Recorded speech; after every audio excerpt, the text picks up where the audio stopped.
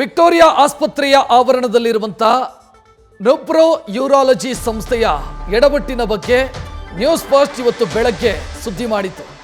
ಇದರ ಬೆನ್ನಿಗೆ ಆಪರೇಷನ್ ಬಳಿಕ ಕೋಮಾದಲ್ಲಿರುವಂತಹ ಯುವಕ ರಂಜಿತನ್ನ ವೈದ್ಯಕೀಯ ಶಿಕ್ಷಣ ಸಚಿವ ಭೇಟಿಯಾಗಿದ್ದಾರೆ.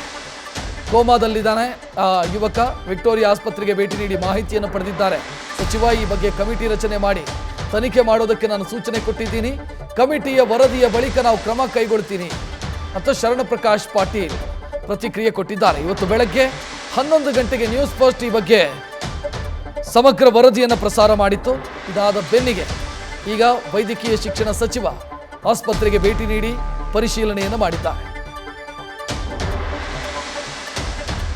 ಸಚಿವ ಶರಣಪ್ರಕಾಶ್ ಪಾಟೀಲ್ ಅವರನ್ನು ನಮ್ಮ ಪ್ರತಿನಿಧಿ ಧ್ರುವರಾಜ್ ಮಾತನಾಡಿಸಿದ್ದಾರೆ. ನೋಡೋಣ.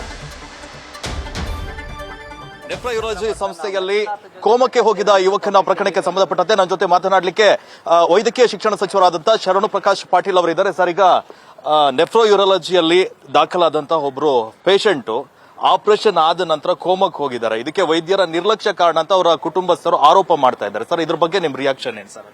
ಈಗಾಗಲೇ ಕೆಲವೊಂದು ದೂರುಗಳು ಬಂದಿದ್ದು, ಅದ್ರ ಬಗ್ಗೆ ಒಂದು ತನಿಖೆ ಮಾಡಲಿಕ್ಕೆ ಒಂದು ತನಿಖಾ ತಂಡವನ್ನ ರಚಿಸಿ ತನಿಖೆಗೆ ಮಾಡ್ಲಿಕ್ಕೆ ಹೇಳಿದೀವಿ. ಆ ರಿಪೋರ್ಟ್ ಬಂದ ಮೇಲೆ ನಾನು ನಿಮಗೆ ರಿಯಾಕ್ಟ್ ಮಾಡ್ತೀನಿ. ಸರ್, ಈಗ ಇದು FIR ಕೂಡ ದಾಖಲಾಗಿದೆ ಸರ್ ಈಗ ವೈದ್ಯರ ವಿರುದ್ಧ. ಇಲ್ಲ, law will take its course, but ನಮಗೆ ಎನ್ಕ್ವೈರಿ ರಿಪೋರ್ಟ್ ಬಂದ ಮೇಲೆ ನಾವು ಏನು ಮಾಡಬೇಕು ಅಂತಕ್ಕಂಥ ನಿರ್ಧಾರ ಮಾಡ್ತೀವಿ. ಓಕೆ, ಇದಿಷ್ಟು ಶರಣಪ್ರಕಾಶ್ ಪಾಟೀಲ್ ಅವರ ಮಾತು. ಕ್ಯಾಮರಾ ಪರ್ಸನ್ ಚಂದ್ರೇಶ್ ಜೊತೆ ಧ್ರುವರಾಜ್, ನ್ಯೂಸ್ ಫಸ್ಟ್ ಕನ್ನಡ, ಬೆಂಗಳೂರು. ಕೋಮಕ್ಕೆ ಹೋಗಿದ ಯುವಕನ ಪ್ರಕರಣಕ್ಕೆ ಸಂಬಂಧಪಟ್ಟಂತೆ ನನ್ನ ಜೊತೆ ಮಾತನಾಡಲಿಕ್ಕೆ ವೈದ್ಯಕೀಯ ಶಿಕ್ಷಣ ಸಚಿವರಾದಂತಹ ಶರಣಪ್ರಕಾಶ್ ಪಾಟೀಲ್ ಅವರಿದ್ದಾರೆ. ಸರ್, ಈಗ ನೆಫ್ರೋ ಯೂರಾಲಜಿಯಲ್ಲಿ ದಾಖಲಾದಂತಹ ಒಬ್ರು ಪೇಷಂಟ್ ಆಪರೇಷನ್ ಆದ ನಂತರ ಕೋಮಕ್ಕೆ ಹೋಗಿದ್ದಾರೆ. ಇದಕ್ಕೆ ವೈದ್ಯರ ನಿರ್ಲಕ್ಷ್ಯ ಕಾರಣ ಅಂತ ಅವರ ಕುಟುಂಬಸ್ಥರು ಆರೋಪ ಮಾಡ್ತಾ ಇದ್ದಾರೆ. ಸರ್, ಇದ್ರ ಬಗ್ಗೆ ನಿಮ್ ರಿಯಾಕ್ಷನ್ ಏನು ಸರ್?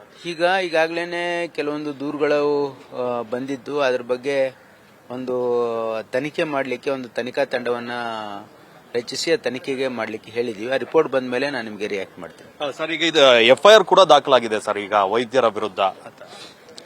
ಇಲ್ಲ, law will take its course, but ನಮಗೆ ಎನ್ಕ್ವೈರಿ ರಿಪೋರ್ಟ್ ಬಂದ ಮೇಲೆ ನಾವು ಏನು ಮಾಡಬೇಕು ಅಂತಕ್ಕಂಥ ನಿರ್ಧಾರ ಮಾಡ್ತೀವಿ. ಓಕೆ, ಇದಿಷ್ಟು ಶರಣಪ್ರಕಾಶ್ ಪಾಟೀಲ್ ಅವರ ಮಾತು. ಕ್ಯಾಮರಾ ಪರ್ಸನ್ ಚಂದ್ರೇಶ್ ಜೊತೆ ಧ್ರುವರಾಜ್, ನ್ಯೂಸ್ ಫಸ್ಟ್ ಕನ್ನಡ, ಬೆಂಗಳೂರು. ಇವತ್ತು ಬೆಳಗ್ಗೆ ನ್ಯೂಸ್ ಫಸ್ಟ್ ಈ ಬಗ್ಗೆ ಸುದೀರ್ಘವಾದಂಥ ವರದಿ ಮಾಡಿತ್ತು. 14 ತಿಂಗಳಿಂದ ಈ ಯುವಕ ಕೋಮಾ ಸ್ಟೇಜಲ್ಲಿದ್ದಾನೆ. ವೈದ್ಯರ ನಿರ್ಲಕ್ಷ್ಯ ಇದಕ್ಕೆ ಕಾರಣ ಅನ್ನೋ ಆರೋಪ ಅವರ ಪೋಷಕರು ಮಾಡ್ತಾ ಇದ್ದಾರೆ. ರಂಜಿತ್ ಅನ್ನುವಂಥ ಯುವಕ ಆಪರೇಷನ್ ಮಾಡಿದ ನಂತರ ಈ ಪರಿಸ್ಥಿತಿ ಬಂದಿದೆ. ಆದರೆ ವೈದ್ಯರು ಇದು ನಮ್ಮ ತಪ್ಪಲ್ಲ ಅಂತ ಕತೆ ಹೇಳ್ಕೊಂಡು ಓಡಾಡ್ತಾ ಇದ್ದಾರೆ. 14 ತಿಂಗಳಿನಿಂದ ಕೋಮಾದಲ್ಲಿರುವಂತಹ ಈ ಯುವಕನ ಈ ಪರಿಸ್ಥಿತಿಗೆ ಯಾರು ಕಾರಣ ಅನ್ನೋದರ ಬಗ್ಗೆ ನ್ಯೂಸ್ ಫಸ್ಟ್ ವರದಿ ಮಾಡಿತ್ತು. ಜೊತೆಗೆ ಇವರ ಮನೆಯವರು ಕೂಡ ಕಂಪ್ಲೇಂಟ್ ಕೂಡ ಕೊಟ್ಟಿದ್ರು. ವಿವಿಪುರ ಪೊಲೀಸ್ ಸ್ಟೇಷನಲ್ಲಿ ಕಂಪ್ಲೇಂಟ್ ಕೂಡ ದಾಖಲಾಗಿದೆ. ಇದಾದ ಬೆನ್ನಿಗೆ ಈಗ ಶರಣಪ್ರಕಾಶ್ ಪಾಟೀಲ್ ಅವರು ಮಾತನಾಡಿದ್ದು, ಅಂದರೆ ಈ ಆಸ್ಪತ್ರೆ ಏನಿದೆ ಇದು ವೈದ್ಯಕೀಯ ಶಿಕ್ಷಣ ಇಲಾಖೆಯ ಅಂಡರ್ಗೆ ಬರುತ್ತೆ. ಶರಣಪ್ರಕಾಶ್ ಪಾಟೀಲ್ ಅವರು ಮಾತನಾಡಿದ್ದನ್ನು ಗಮನಿಸಿದ್ರಿ. ನಾವು ಕ್ರಮ ಕೈಗೊಳ್ತೀವಿ ಅಥವಾ ಇದರ ಬಗ್ಗೆ ಮಾಹಿತಿಯನ್ನು ಪಡ್ಕೊಂಡು ಪರಿಶೀಲನೆಯನ್ನು ಮಾಡ್ತೀವಿ, ತನಿಖೆಗೆ ಆದೇಶವನ್ನು ಕೊಡ್ತೀವಿ ಅಂತ ಶರಣಪ್ರಕಾಶ್ ಪಾಟೀಲ್ ಸ್ಪಷ್ಟಪಡಿಸಿದ್ದಾರೆ.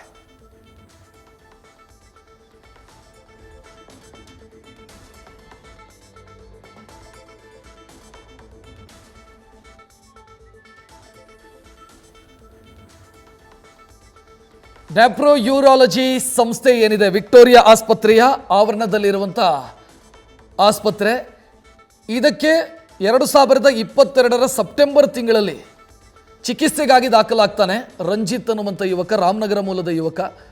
ಚಿಕಿತ್ಸೆಗೆ ದಾಖಲಾದಂಥ ಸಂದರ್ಭದಲ್ಲಿ ಚೆನ್ನಾಗೇ ಇದ್ದ ರಂಜಿತ್. ಆದರೆ ಆಪರೇಷನ್ ಆಗಬೇಕು ಅಂತ ಆಸ್ಪತ್ರೆಯಲ್ಲಿ ಹೇಳ್ತಾರೆ.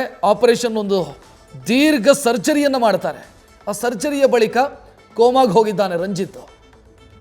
ಆಸ್ಪತ್ರೆಯ ವೈದ್ಯರ ಎಡವಟ್ಟು ಇದಕ್ಕೆ ಕಾರಣ, ನಿರ್ಲಕ್ಷ್ಯ ಇದಕ್ಕೆ ಕಾರಣ, ತಪ್ಪಾದ ಚಿಕಿತ್ಸೆ ಇದಕ್ಕೆ ಕಾರಣ ಅನ್ನೋದು ಪೋಷಕರು ಮಾಡ್ತಾ ಇರುವಂಥ ಆರೋಪ. ಇದರ ಜೊತೆಗೆ ಆಸ್ಪತ್ರೆಯ ವೈದ್ಯರ ಮಧ್ಯೆ ಸಮನ್ವಯ ಇಲ್ಲ.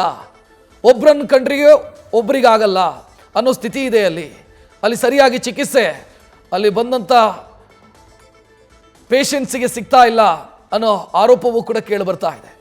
ಇದಾದ ಬೆನ್ನಿಗೆ ಈಗ ಶರಣಪ್ರಕಾಶ್ ಪಾಟೀಲ್ ತನಿಖೆಗೆ ಆದೇಶ ಮಾಡ್ತಾ ಇದ್ದೀವಿ ಅನ್ನೋ ಸ್ಪಷ್ಟನೆಯನ್ನು ಕೊಟ್ಟಿದ್ದಾರೆ. ಅವರು ಸ್ಥಳಕ್ಕೆ ಭೇಟಿ ನೀಡಿದ್ದಾರೆ, ಅದರ ಆಸ್ಪತ್ರೆಗೆ ಭೇಟಿ ನೀಡಿದ್ದಾರೆ ಮತ್ತು ಈ ವಿಚಾರಕ್ಕೆ ಸಂಬಂಧಿಸಿದಂತೆ ತನಿಖೆಯಾಗತ್ತೆ, ತನಿಖೆಯ ನಂತರ ನಾವು ಕ್ರಮ ಕೈಗೊಳ್ತೀವಿ ಅನ್ನೋ ಸ್ಪಷ್ಟನೆಯನ್ನು ಅಥವಾ ಭರವಸೆಯನ್ನು ಸಚಿವ ಶರಣಪ್ರಕಾಶ್ ಪಾಟೀಲ್ ಕೊಟ್ಟಿದ್ದಾರೆ.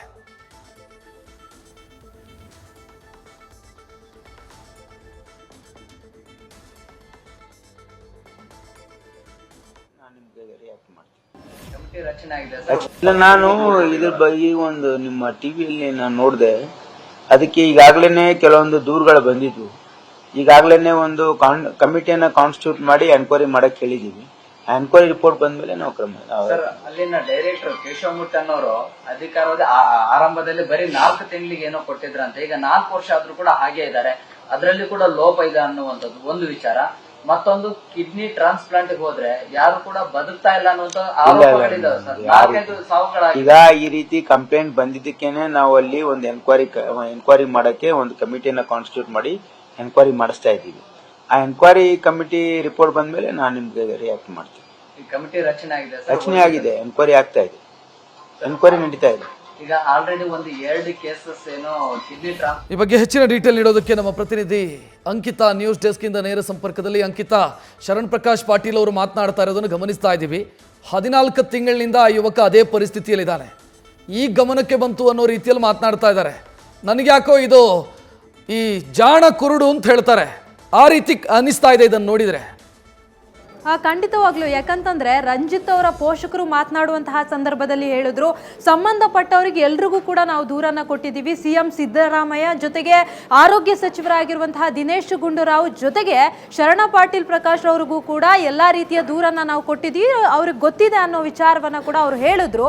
ಆದ್ರೆ ಈಗ ನಮ್ಮ ಅಂದ್ರೆ ನ್ಯೂಸ್ ಫಸ್ಟ್ ನಲ್ಲಿ ಸುದ್ದಿ ಬಿತ್ತರವಾದ ಬಳಿಕ ಸಾಕಷ್ಟು ಜನರನ್ನ ಸಂಪರ್ಕ ಮಾಡುವಂತಹ ಕೆಲಸ ಕೂಡ ಮಾಡಿದ್ವಿ. ಅದರಲ್ಲೂ ಕೂಡ ದಿನೇಶ್ ಗುಂಡೂರಾವ್ ಅವರನ್ನ ಮಾತನಾಡಿಸಿದಂತಹ ಸಂದರ್ಭದಲ್ಲಿ ಯಾರು ಇದರಲ್ಲಿ ತಪ್ಪಿತಸ್ಥರಿದ್ದಾರೆ ಅವ್ರ ಮೇಲೆ ಕ್ರಮ ಕೈಗೊಳ್ತೀವಿ, ಜೊತೆಗೆ ಈ ಒಂದು ವಿಚಾರಕ್ಕೆ ಸಂಬಂಧಪಟ್ಟಂತೆ ಸೂಕ್ತ ಮಾಹಿತಿಯನ್ನ ಸೂಕ್ತ ವರದಿಯನ್ನ ನಾನು ತರಿಸ್ಕೊಳ್ತೀನಿ ಅನ್ನೋ ಮಾತನ್ನ ಹೇಳಿದ್ರು. ಆದ್ರೆ ಇಲ್ಲಿ ಅವರು ಕಂಪ್ಲೇಂಟ್ ಕಾಪಿ ಕೊಟ್ಟಿದ್ದಾರೆ. ಅದರಲ್ಲಿ ಆರೋಗ್ಯ ಸಚಿವ ದಿನೇಶ್ ಗುಂಡೂರಾವ್ ಅವರಿಗೆ ಕೊಟ್ಟಿರುವಂತಹ ದೂರಿನ ಪ್ರತಿ ಕೂಡ ಇದೆ. ಆದ್ರೂ ಕೂಡ ಅವರು ನಮ್ಮ ಗಮನಕ್ಕೆ ಬಂದಿಲ್ಲ ಅನ್ನೋ ಮಾತನ್ನ ಹೇಳ್ತಾ ಇದ್ದಾರೆ. ಅದಲ್ಲದೆ ಕೂಡ ಈಗಾಗಲೇ ವಿಕ್ಟೋರಿಯಾ ಆಸ್ಪತ್ರೆಗೆ ಏನು ಭೇಟಿ ಕೊಟ್ಟು ಮಾತನಾಡಿದ್ದಾರೆ, ಆ ಸಂದರ್ಭದಲ್ಲೂ ಕೂಡ ವಿಶೇಷ ತನಿಖೆಯನ್ನ ಮಾಡ್ತೀವಿ, ಜೊತೆಗೆ ಈ ಒಂದು ಪ್ರಕರಣಕ್ಕೆ ಸಂಬಂಧಪಟ್ಟಂತೆ ಈಗಾಗಲೇ ನಾವು ವಿಶೇಷ ತಂಡವನ್ನ ಕೂಡ ರಚನೆ ಮಾಡಿದ್ದೀವಿ. ಅಲ್ಲಿ ಇನ್ವೆಸ್ಟಿಗೇಷನ್ ಆದ ಬಳಿಕ ಏನು ವರದಿ ಬರುತ್ತೆ ಆ ಒಂದು ವರದಿಯನ್ನ ಆಧರಿಸಿ ಯಾರ್ಯಾರು ತಪ್ಪಿತಸ್ಥರಿದ್ದಾರೆ ಅವರ ಮೇಲೆ ನಾವು ಕ್ರಮವನ್ನ ಕೈಗೊಳ್ತೀವಿ ಅನ್ನೋ ಮಾತನ್ನ ಹೇಳಿದ್ದಾರೆ.